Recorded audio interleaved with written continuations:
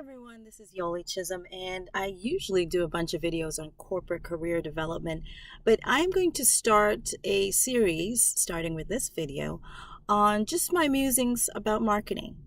So, just to give you a little bit about my background, I have been a digital marketer for over 20 years, since before the 90s. So, the 90s happens to be a sort of marker in my career because that's when I transitioned from traditional offline marketing, where I was in retail, consumer packaged goods, where I worked for a discount retail chain that had about 500 stores.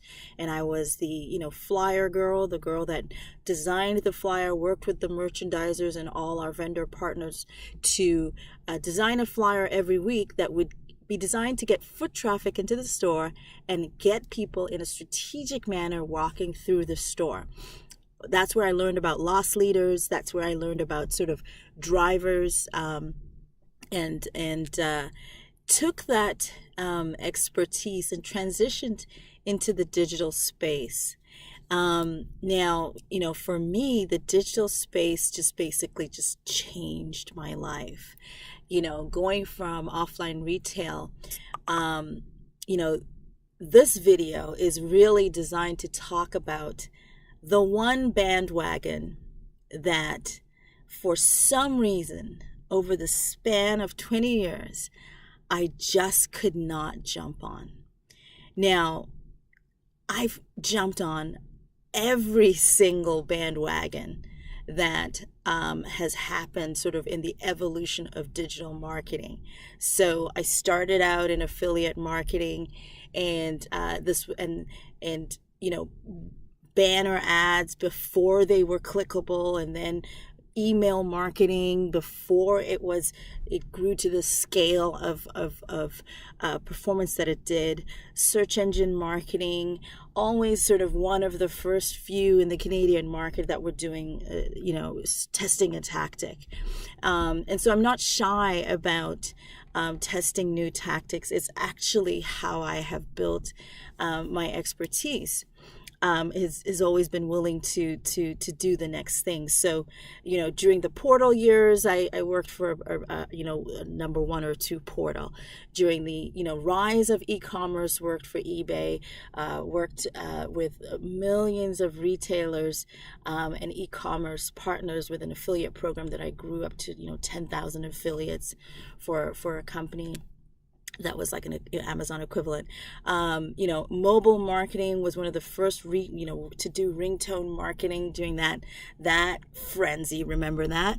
One is the first to do mobile ads with Millennial Media, AdMob, before they were acquired by Google.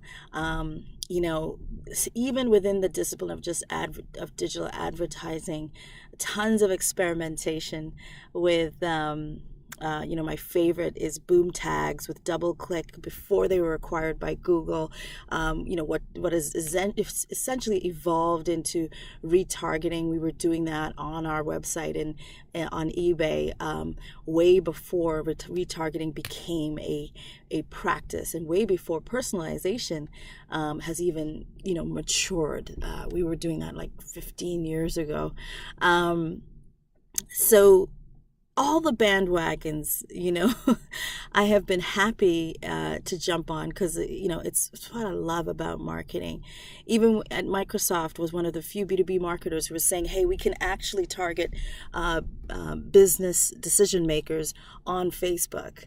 Now it's a common practice, but there was a time when it was a big you had to go rogue to actually do it, which I've done several times.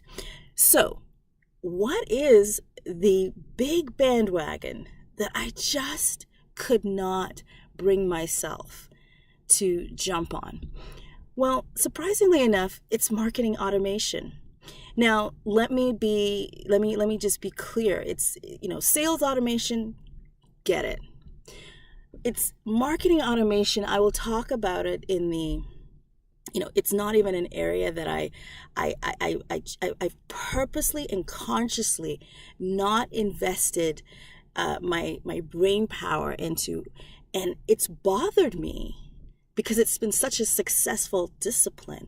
It has bothered me that I have been so hesitant and so resistant to jumping and investing my time into it. And so this video is an attempt to try to explain why. I still haven't sort of nailed the answer why, but I think it's got something to do with my own sort of personal shopping behavior.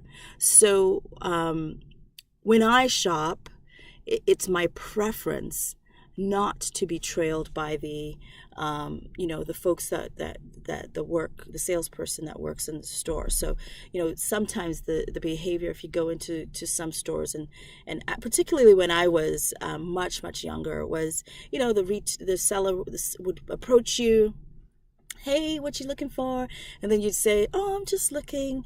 And then, they would kind of trail you. Hey, we've got this is on sale today, just so you know, everything on this corner is on sale. Or, hey, this would really look great on you. And it's a behavior that is not my preference.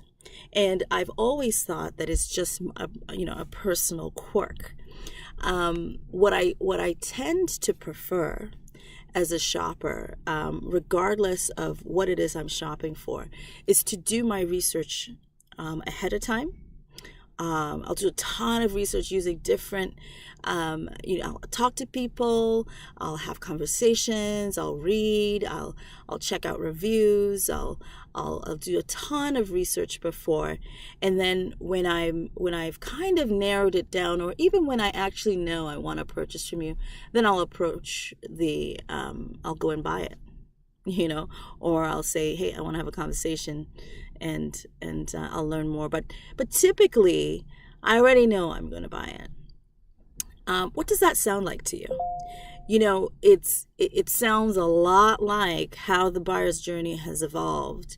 We are in a space right now where this notion of thinking that you can dictate the steps through the buyer's journey that the buyer's going to take, I always thought was really highly arrogant and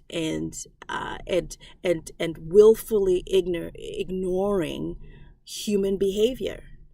You don't shop like that.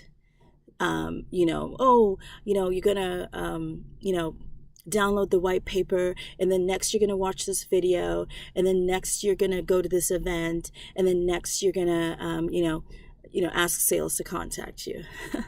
I mean, it doesn't work like that, this and the arbitrary weighting of those actions also really bothered me, because it was a pretense on being data driven, because it really wasn't data driven. It was to some extent guesswork on sort of the weight of each action. Each action can't have the same weight for each individual, right? We're all so different. We all have different preferences as buyers. Sometimes, and I don't know if this is just particular to the B2B space, but there's this assumption that, you can, do personas and then put everybody in a bucket, and then everybody in that persona is going to behave the same way, and therefore you can dictate the journey that they're going to take. Maybe it is my own misunderstanding of what marketing automation is, but I will tell you, in the last few years, since the hype over marketing automation, I've been very resistant to it. And even when I was at Microsoft, there was this whole team that was rallied to do marketing automation, and then there was me and this data scientist who both thought, we think AI could do better. We think if we kind of crunched all the data, because fortunately, when you work for a company that has a ton of data, you can crunch the data and then say, hey, tell us who we should get sales to focus on. Who would it be most prudent for sales to focus on based on the data? And AI can do that super fast and at a much more sort of precise way than us sort of manually weighting actions and creating these elaborate journeys. But anyway, so what happened? So when we tested AI versus marketing automation, and I don't want to generalize because I'm sure marketing automation is broader than what I'm talking about. Well, but when we tested it against this whole notion of thinking you can dictate the buyer's journey and then present the salespeople with this wonderful list of people that they should go after, who then have to qualify in these 3 or 4 tiers, AI won. AI beat them. When we said, no, tell sales to reach out to these folks based on what the AI had told them, AI won. But nothing happened.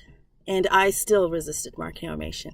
So then fast forward, I go to this other organization working at a new company. They have an elaborate marketing automation infrastructure.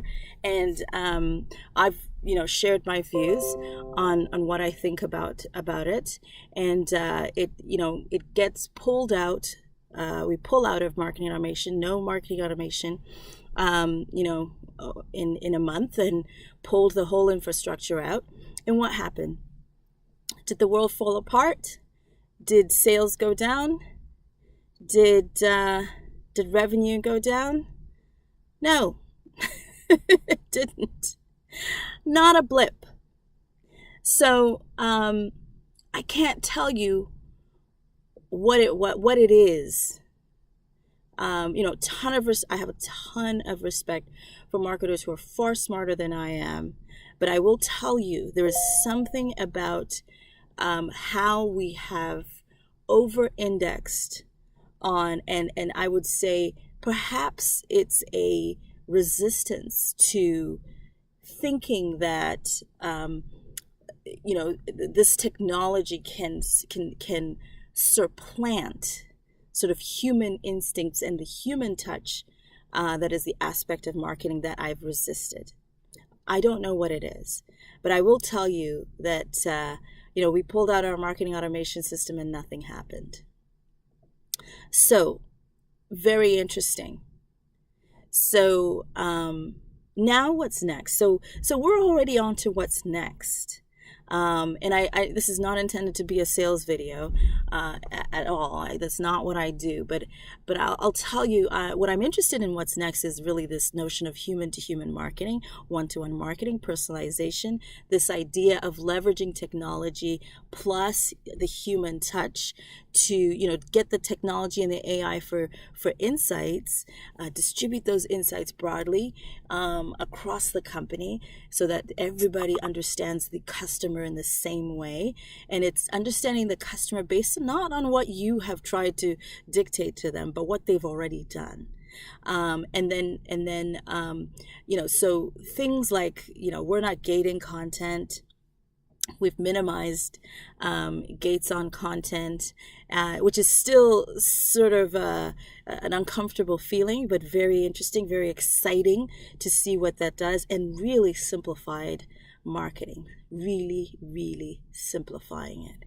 And we're in this space of debating and weighing scale. When and how are you using technology for scale, and when are you going high touch, one to one, and doing things that do not scale? There's a lot of writing and learning in the startup space about focusing on things that don't scale, and when you do that versus things that do scale. Very interesting. I do not know what the magic formula is. If I did, I'd probably be doing something else. But the journey to figure that out is super, super interesting and super exciting. Anyway, so here's my musing on why I couldn't jump on the traditional sense of marketing automation's bandwagon. I just think AI, ironically, knows better about human behavior. There's something about that caused me not to buy into marketing automation. I'm interested in what's next. What's next?